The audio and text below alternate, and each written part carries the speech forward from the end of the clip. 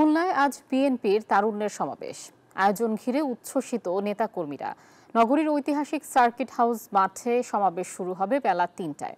এরই মধ্যে খুলনা ও বরিশাল বিভাগের বিভিন্ন জেলা উপজেলা থেকে এসে খণ্ড খণ্ড মিছিল নিয়ে জড়ো হতে শুরু করেছেন নেতাকর্মীরা।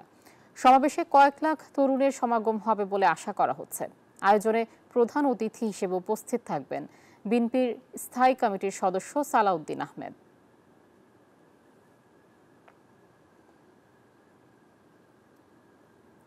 বিএনপির তারুণ্যের সমাবেশ নিয়ে আরও জানাতে খুলনা থেকে যুক্ত হচ্ছেন সহকর্মী মাকসুদ রহমান। মাকসুদ, সমাবেশ ঘিরে নেতাকর্মীরা কি বলছেন এবং খুলনা নগরীতে কি পরিস্থিতি দেখছেন জানাবেন।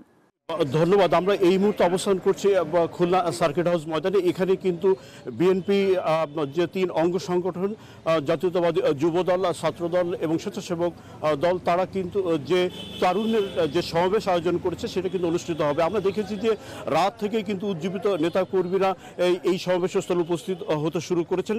যে উদ্দেশ্যকে সামনে রেখে আসলে এই সমাবেশ আয়োজন করা হচ্ছে সেটা হচ্ছে তরুণদের রাজনৈতিক অধিকার প্রতিষ্ঠা, ভোটাধিকার এবং জাতীয়তাবাদী রাজনীতির সাথে এই তরুণদের সম্পৃক্ত করতে একটা ধারাবাহিক কর্মসূচি কিন্তু এখানে নেওয়া হয়েছে। একটা জিনিস জানিয়ে রাখতে চাই যে নানা কারণে কিন্তু মেধাবী তরুণরা কিন্তু এই রাজনীতি বিমুখ হয়ে পড়েছেন। সে কারণে প্রথাগত মিছিল মিটিং আন্দোলনের বাইরে কিন্তু তরুণদের অধিকার প্রতিষ্ঠা, সচেতন করা এবং তাদের মেধা শক্তিকে কাজে লাগানো দেশের উন্নয়নে, এটাই কিন্তু আসলে নতুন একটা প্ল্যাটফর্ম তৈরি করেছে। বান্ডেল থাকলে প্রতি সেনমানিতে টাকা বাঁচবে।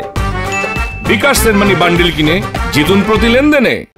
আমরা দেখেছি যে উজ্জীবিত নেতাকর্মীরা রাত থেকে কিন্তু সমাবেশের স্থলে উপস্থিত হয়েছে। আমরা এখানে দেখেছি সুদূর পটুয়াখালী, বরিশাল, সাতক্ষীরা বিভিন্ন অঞ্চল থেকে কিন্তু এখানে নেতাকর্মীরা এসছেন। আমরা যদি কয়েকজন নেতাকর্মীর সাথে একটু কথা বলতে চাই যে আসলে আজকের এই সমাবেশটা আসলে কি উদ্দেশ্যকে সামনে রেখে অনুষ্ঠিত হচ্ছে। ধন্যবাদ। আসসালামু আলাইকুম। আজকের সমাবেশটা হচ্ছে মূলত তারুণ্যের রাজনৈতিক অধিকার প্রতিষ্ঠার সমাবেশ। আপনারা জানেন যে ইতিমধ্যে আমাদের ভারপ্রাপ্ত চেয়ারম্যান সাহেব তারুণদের একটা অধিকার আমাদের জাতীয়তাবাদী দলের ভিতরে তিনি প্রতিষ্ঠিত করতে চাচ্ছেন। তারই ধারাবাহিকতায় এই সমাবেশ শুরু হয়েছে। আপনারা দেখেছেন একটা তথ্য জানিয়ে রাখতে চাই যে এখানে কিন্তু সর্বশেষ 2010 সালে কিন্তু খালেদা জিয়া এইখানে এই মাঠে কিন্তু সমাবেশ করেছিলেন। তিনি সেখানে বিডিআর বিদ্রোহ, নির্বাচন কমিশন সহ এই দলের কিন্তু নানা রকমের তথ্যপত্র দিয়ে এখানে সমাবেশ করেছিলেন। এই ঐতিহাসিক মাঠে কিন্তু আজকে যে তারুণ্যের সমাবেশ শুরু হবে, এটা কিন্তু পর্যায়ক্রমে সকল বিভাগীয় শহরেই কিন্তু এই সমাবেশ অনুষ্ঠিত হবে। তো এই ছিল খুলনা সার্কিট হাউস ময়দান থেকে সর্বশেষ। আমরা ফিরে যাচ্ছি স্টুডিওতে। মাকসুদ, আপনাকে ধন্যবাদ।